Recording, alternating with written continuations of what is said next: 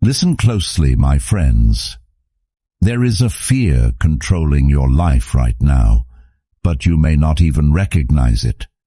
For some people, it is the fear of losing someone they love.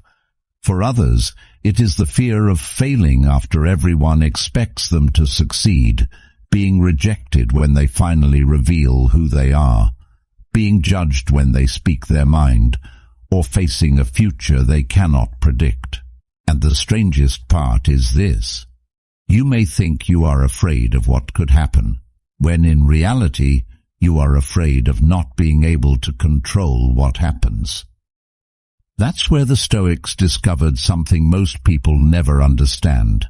Marcus Aurelius faced war, betrayal, political pressure, loss, and uncertainty, yet he trained his mind not to demand a safe life, but to become strong enough for an uncertain one, because fear becomes powerful only when you believe you must control the outcome.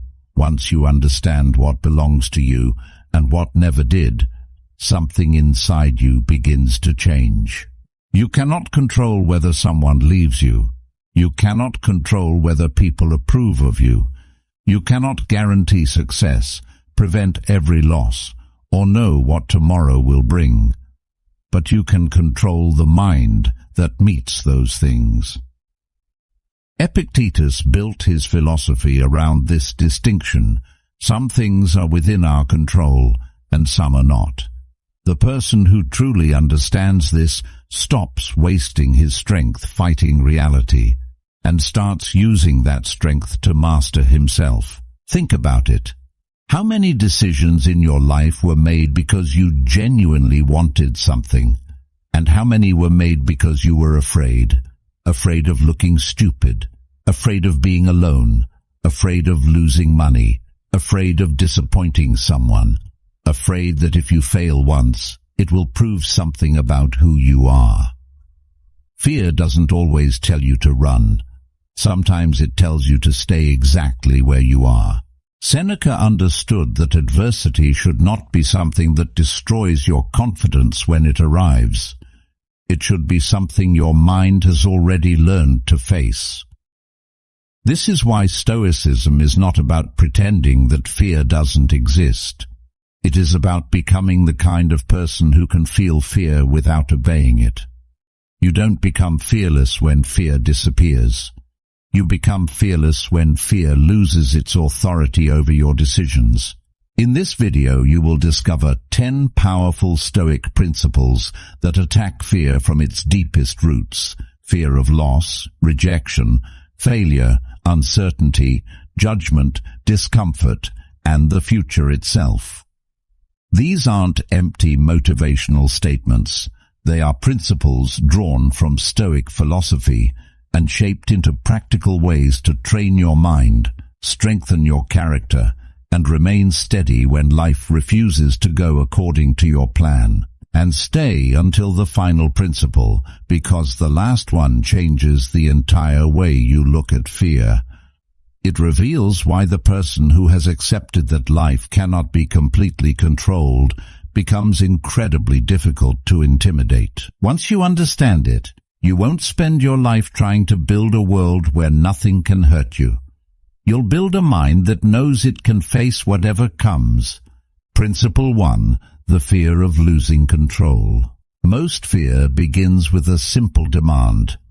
I need this situation to go the way I want. You want people to stay, plans to succeed, opportunities to work, and the future to unfold exactly as you imagined. But the moment reality refuses to cooperate, your mind starts creating fear. The Stoics understood that this was a losing battle from the beginning, because life was never designed to obey your expectations. Epictetus gave this idea extraordinary power when he taught that some things are within our control and some things are not. Your choices, judgments, effort, and response belong to you.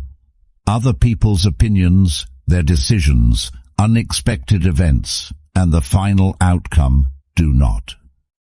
Fear grows when you try to command what was never yours to command. Freedom begins when you stop demanding control over the uncontrollable. Imagine you are walking into an important interview. Your mind starts racing. What if they reject me? What if I fail? What if they think I'm not good enough? Notice what happened. You haven't even entered the room, yet your mind is already suffering through an event that hasn't happened. The Stoic changes the question. What is my responsibility right now? Prepare well. Speak honestly. Give your best effort. Then release the outcome. Marcus Aurelius constantly reminded himself that external events could not determine the quality of his character. That is the real secret. You don't need certainty to be calm. You need clarity about what belongs to you. When you stop measuring your peace by outcomes you cannot guarantee, fear begins losing its foundation. You may not control what happens next, but you can always control who you become when it happens. So the next time fear appears, don't immediately ask, how do I make this situation safe? Ask a stronger question. What part of this is actually mine to control? Then give your full strength to that part and release the rest without resentment.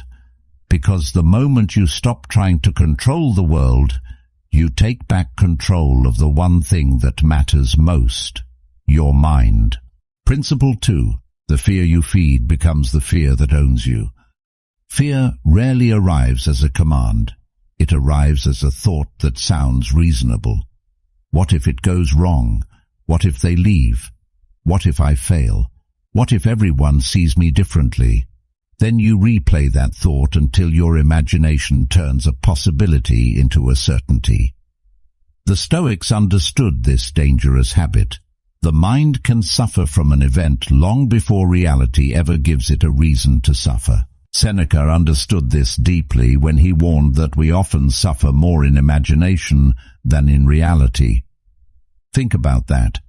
You can lose an entire night worrying about a conversation that hasn't happened, destroy your confidence over a failure that hasn't occurred, or feel rejected by someone who hasn't even rejected you. Your body reacts to the story your mind is creating. The danger may be imaginary, but the fear feels completely real. This is where Stoic discipline becomes powerful. When fear appears, don't immediately believe it. Examine it. Ask yourself, is this happening right now? Or am I suffering from something I only imagine might happen? That single question creates distance between you and the thought. You stop being the prisoner of the fear and become the observer of it. And once you can observe a thought without obeying it, that thought begins to lose its authority. Imagine you have to speak in front of hundreds of people. Your mind says, I'm going to embarrass myself. The ordinary person accepts the prediction and becomes more nervous. The Stoic challenges it. Maybe I will make a mistake. Maybe someone won't like my performance. So what? I can still speak, learn, and continue. Notice what just happened. You didn't eliminate uncertainty. You eliminated your need for certainty. That is a much deeper form of courage. Marcus Aurelius repeatedly trained himself to see events without adding unnecessary judgment to them. The event itself was one thing. The story his mind created about the event was another. That distinction can change your entire relationship with fear. Someone's silence doesn't automatically mean rejection. Failure doesn't automatically mean you're worthless. Uncertainty doesn't automatically mean danger. Your first interpretation is not always the truth. So when fear speaks, don't fight it desperately and don't surrender to it blindly. Sit with it, question it. Strip away the exaggeration, the prediction, and the catastrophe your mind has created. Then deal only with what is actually in front of you. Fear becomes weaker when you stop feeding it with imagination. And the more often you practice this, the more your mind learns a powerful lesson. Not every frightening thought deserves to become a frightening reality. Principle 3. Make peace with what you cannot keep. One of the deepest sources of fear is not what might happen to you, but what you might lose. You fear losing people, status, money, opportunities, youth, health, or the version of life you worked so hard to build. And because you desperately want to keep these things, your mind becomes terrified of the possibility that they could disappear. The Stoics attacked this fear at its root. Anything outside your character was never completely yours to possess. Marcus Aurelius constantly reminded himself that everything external is temporary. People change, circumstances change, possessions disappear, and even our own bodies eventually return to nature. This wasn't pessimism, it was preparation. When you understand that nothing external comes with a permanent guarantee, you stop living in constant anxiety over protecting what cannot be permanently protected. You begin appreciating what you have without becoming a prisoner of the fear of losing it. Imagine someone you deeply love. Instead of enjoying their presence, you constantly worry about losing them. You check their messages, seek reassurance, become possessive, and imagine every possible scenario in which they leave.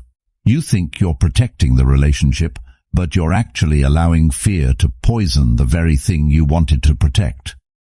The Stoic approach is different. Love deeply, appreciate fully, but never demand permanence from something that life never promised would last forever. This is where the ancient Stoic practice of premeditatio malorum becomes powerful. The Stoics would mentally consider possible losses, not to become depressed, but to become prepared. Imagine losing the comfort you currently take for granted. Imagine the opportunity disappearing. Imagine the person no longer being beside you. Then return to the present and realize something extraordinary.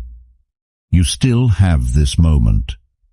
Fear loses some of its power when you stop pretending that impermanence is an injustice.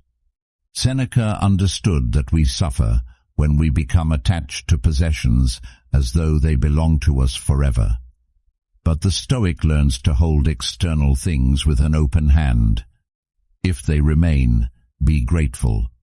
If they leave, grieve honestly, but don't let their departure destroy your identity. Your character must be the one possession you refuse to lose. Everything else can change without taking away the person you have chosen to become. So the next time fear whispers, "What if I lose this?" don't immediately try to silence the thought. Ask a deeper question. If I lost it, would I still be able to stand? If the answer is yes, you've discovered something powerful.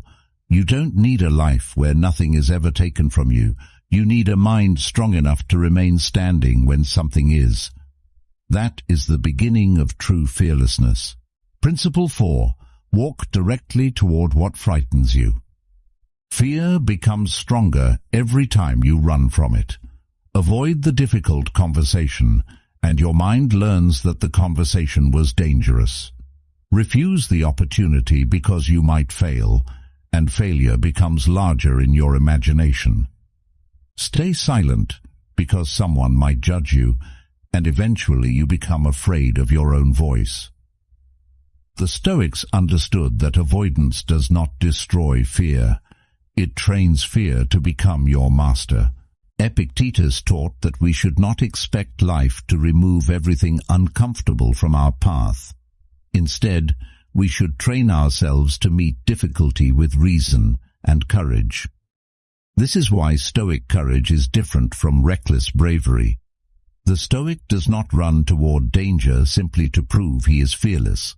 He deliberately stops allowing discomfort to make his decisions. He teaches his mind, "You may feel fear, but you do not get to choose for me."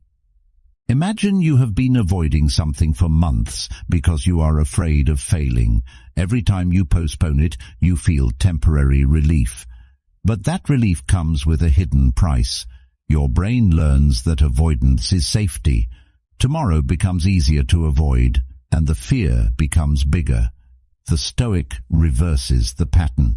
He takes one controlled step toward the thing he fears, not because he knows he will succeed, but because he refuses to let uncertainty dictate his life. Marcus Aurelius faced circumstances he could not simply escape: war, political conflict, personal loss, and constant uncertainty. Yet his philosophy was not built around waiting for life to become comfortable. He repeatedly returned to duty, reason, and action. That is the mindset you need when fear appears. Don't ask, "How can I make this feel easy?" Ask, "What is the courageous action required of me right now?" Start small. Make the call you've been avoiding. Speak the truth you've been hiding. Apply for the opportunity you think you're not ready for. Walk into the room even when your confidence is shaking. Each time you act despite fear, you collect evidence that fear does not control you. Courage is not built by thinking about courage. It is built through repeated encounters with the things you once avoided, and eventually something changes.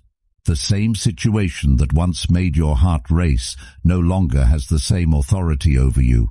Not because the world became safer, but because you became stronger. Fear may still knock on the door, but now you know something it doesn't. You don't have to open it. Principle 5. Stop asking fear for permission. Fear becomes dangerous when you start negotiating with it. You tell yourself, "I'll begin when I'm more confident. I'll speak when I know exactly what to say. I'll take the risk when I know it will work." But that perfect moment never arrives. Fear keeps moving the finish line, giving you another reason to wait. The Stoic understands that confidence is not the requirement for action. It is often the result of action. Epictetus taught that circumstances do not determine our character, our judgments and responses do. This means you don't need to feel fearless before doing something difficult. You need to decide what is right, then act according to that decision. Your emotions can come along for the journey, but they don't get to hold the steering wheel. Fear can speak, but it cannot make the final decision. Think about the person who wants to change his life, but keeps waiting until he feels ready. He wants to start the business, change his habits, speak honestly, leave the wrong environment, or pursue something meaningful.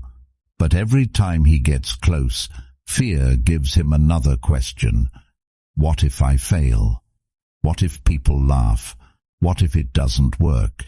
If he keeps answering every question, he will spend his entire life preparing to live instead of actually living.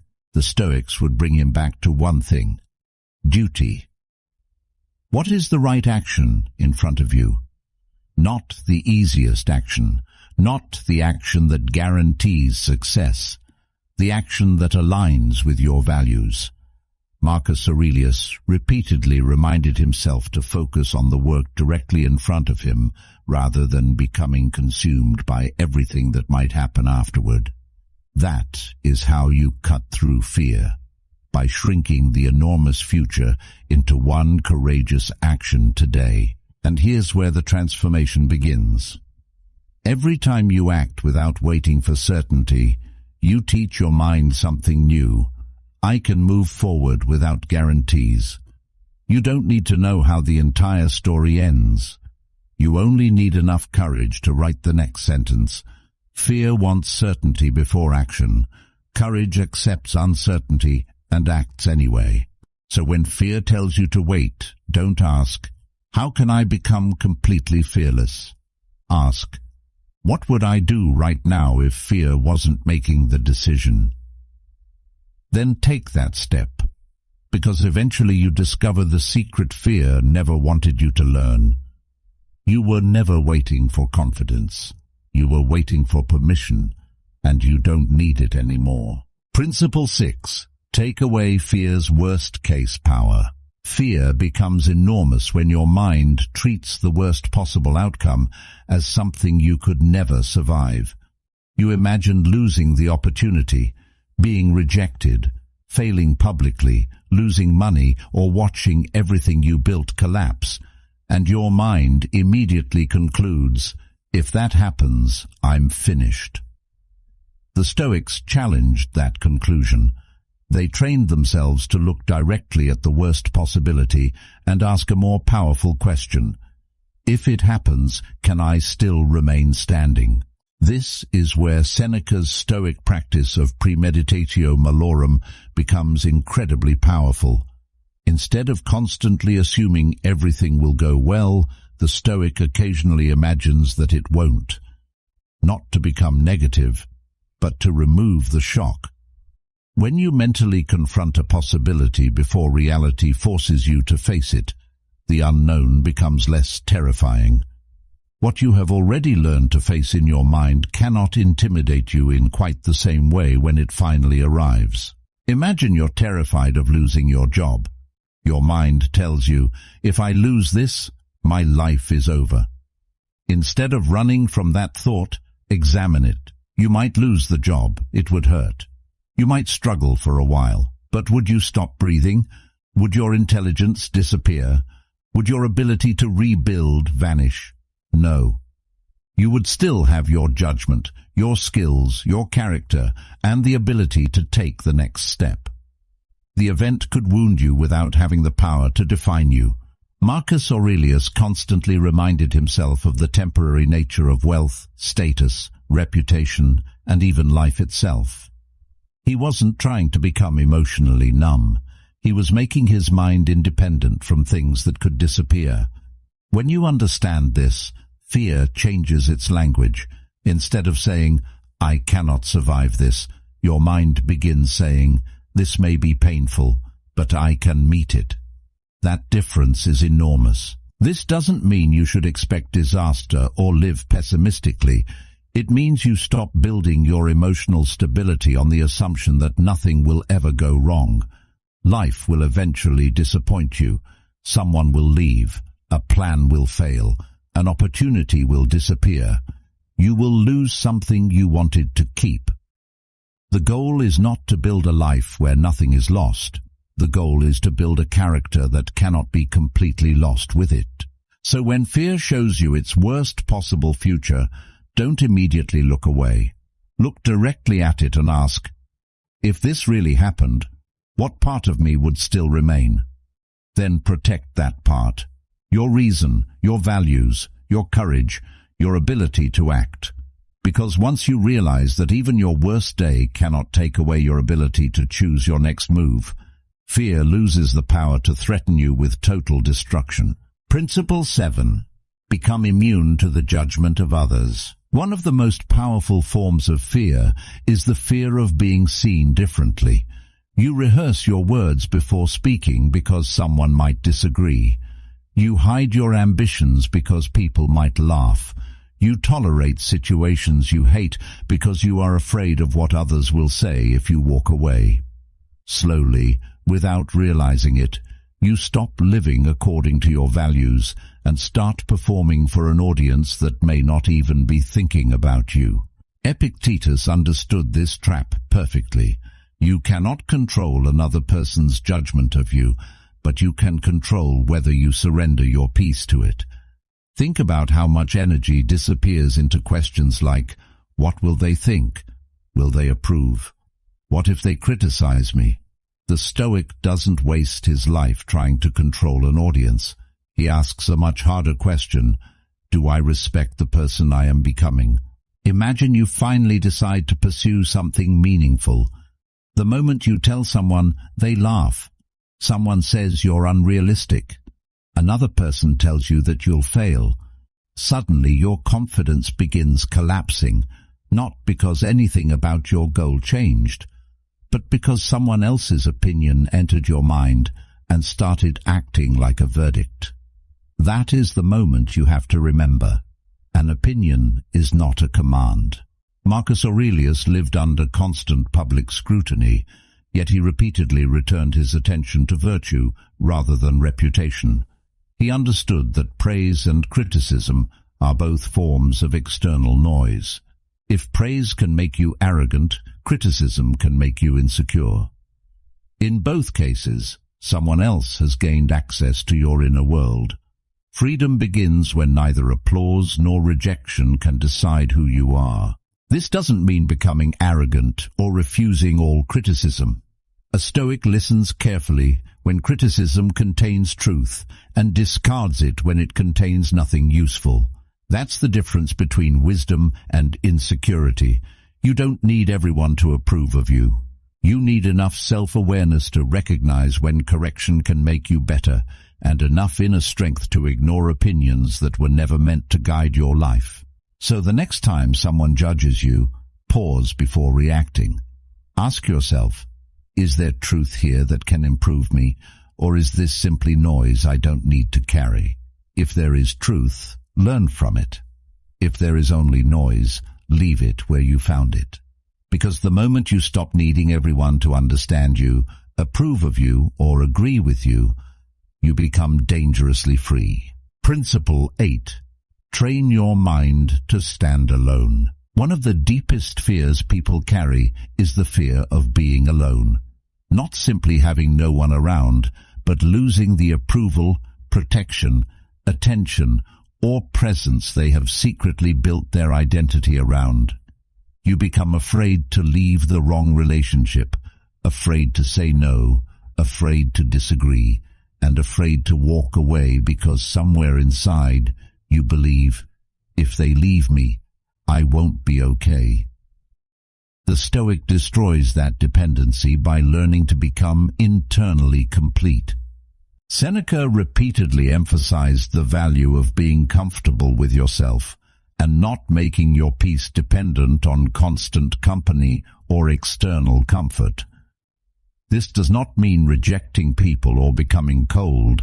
It means understanding the difference between loving someone's presence and needing their presence to feel whole.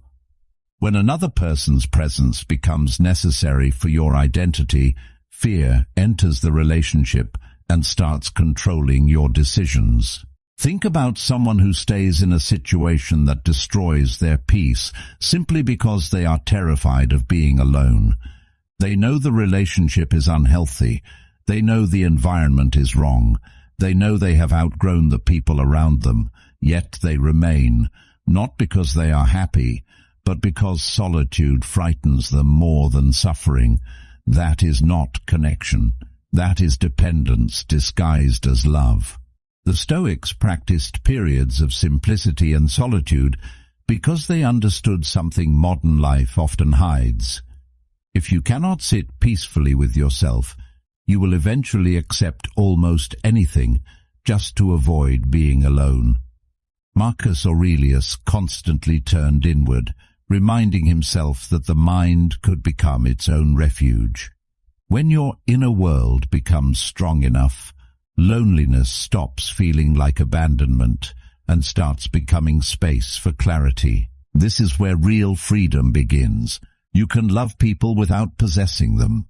You can appreciate relationships without being terrified of their ending.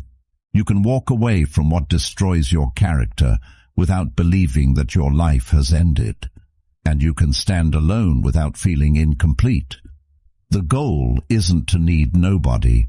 The goal is to know that you can survive without anyone controlling your peace. So practice being alone without immediately reaching for distraction. Sit with your thoughts. Walk without your phone. Spend time without needing someone's approval or attention. Learn your own mind, because the person who can stand peacefully alone becomes incredibly difficult to manipulate through the threat of abandonment. When you no longer fear being alone, you stop being afraid to choose what is right. Principle 9. Make uncertainty your training ground. Most people don't fear the future itself. They fear entering a future they cannot predict. They want guarantees before they act, certainty before they commit, and proof that everything will work before they take the first step. But life never gives those guarantees. The Stoic becomes fearless by accepting what most people spend their lives resisting. Uncertainty is not a problem to eliminate. It is the environment in which strength is built. Marcus Aurelius lived with uncertainty every day. He could plan a campaign, make a decision, prepare his soldiers, and still have no guarantee about what tomorrow would bring. Yet he didn't make certainty a requirement for peace. He focused on what the present demanded from him. That is the difference between a fragile mind and a trained mind. One needs to know what happens next, while the other trusts itself to handle whatever happens next. Think about how often you delay your life because you don't know the outcome. You don't start because you might fail. You don't speak because you might be rejected. You don't change because you don't know whether the next chapter will be better. But notice the trap. You're asking the future to give you confidence before you're willing to move toward it. The Stoic reverses the equation. He moves first, adapts second, and lets reality reveal the next step. Epictetus understood that your power doesn't come from predicting every event. It comes from knowing that when an event arrives, you still have the ability to choose your response. You may not know whether the door will open, but you can knock. You may not know whether the plan will succeed, but you can execute it with discipline. You may not know whether tomorrow will be difficult, but you can decide today what kind of person will face it. This is where uncertainty stops being your enemy. Every unknown situation becomes another opportunity to practice judgment, patience, courage, and adaptability. You stop saying, "I need to know everything will be okay." Instead, you begin saying, "Whatever happens, I will deal with it." That sentence is far more powerful than any guarantee the future could ever give you. So when uncertainty makes you afraid, don't demand an answer from tomorrow. Return to today. Ask what is required of you right now, then do that with everything you have. Because fear wants a map of the entire road before you take the first step. Stoicism teaches you something stronger. You don't need to know the entire path when you trust yourself to handle the next step. Principle 10. Become the person fear cannot betray. There comes a point where you stop trying to remove fear from your life and start removing its authority over you. You realize that fear has been asking the same question all along. What if something happens that you cannot handle? The Stoic answer is not, "Nothing bad will happen." It is far more powerful. Whatever happens, I will meet it with reason, courage, and character. Marcus Aurelius understood that the world could take away comfort, status, possessions, and even the people he loved. But there was one thing he continued to defend, the quality of his own mind. That is the final transformation of Stoicism.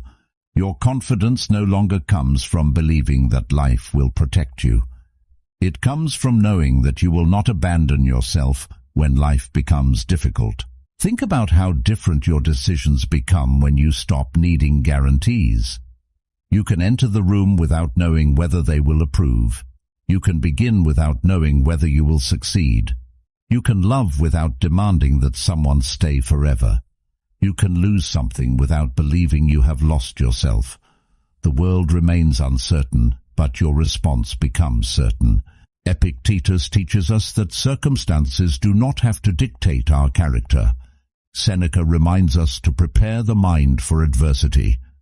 Marcus Aurelius repeatedly returns to duty, reason, and the present moment.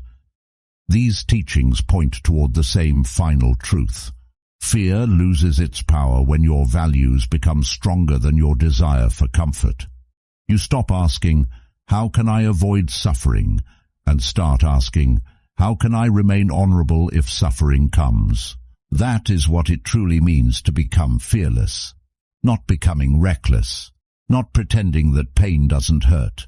Not walking through life believing nothing can go wrong. Fearlessness is knowing that something can go wrong and still choosing to move forward.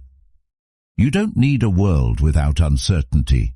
You need a mind that doesn't collapse because uncertainty exists. So when fear comes back, and it will, remember everything you have trained. Control what belongs to you.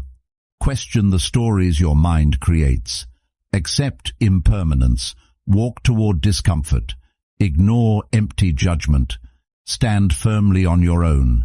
Face uncertainty without demanding guarantees. And above everything else, protect your character. Because the ultimate Stoic secret is simple. You become fearless when you finally realize that whatever life takes from you, it cannot take away your ability to choose who you become next. After these 10 principles, understand one final truth. You were never meant to build a life where nothing scares you. You were meant to build a mind that remains steady even when life becomes uncertain. You cannot control who stays, who leaves, what happens tomorrow, or how the world responds to you. But you can control the person standing in the middle of it all. Marcus Aurelius did not become powerful because life was gentle with him. He became powerful because he refused to let difficult circumstances dictate the quality of his character. Epictetus taught inner freedom even when his outer circumstances were far from free. Seneca understood that adversity becomes less terrifying when the mind has already learned how to face it. They didn't escape fear. They trained themselves to stop obeying it. So when fear tells you, "What if you fail?" remember that failure cannot decide your worth. When it says, "What if they leave?" remember that losing someone does not mean losing yourself. When it says, "What if everything changes?" remember that your character can remain steady even when everything around you moves. The world may be unpredictable, but your response doesn't have to be. From today forward, don't ask life to become safer before you become brave. Don't wait for certainty before you act. Don't wait for confidence before you move. Move and let confidence follow. Face discomfort. Accept uncertainty. Release what you cannot control. Protect your values. And every time fear appears, remind yourself, I have faced difficult moments before, and I am still here. Because true Stoic fearlessness is not a loud declaration that I fear nothing. It is the quiet certainty that, whatever comes, I will face it. And when you reach that point, fear can still knock on your mind's door, but it no longer owns the house. Have no fear, not because life cannot hurt you, but because you finally know that whatever happens, you will not abandon yourself.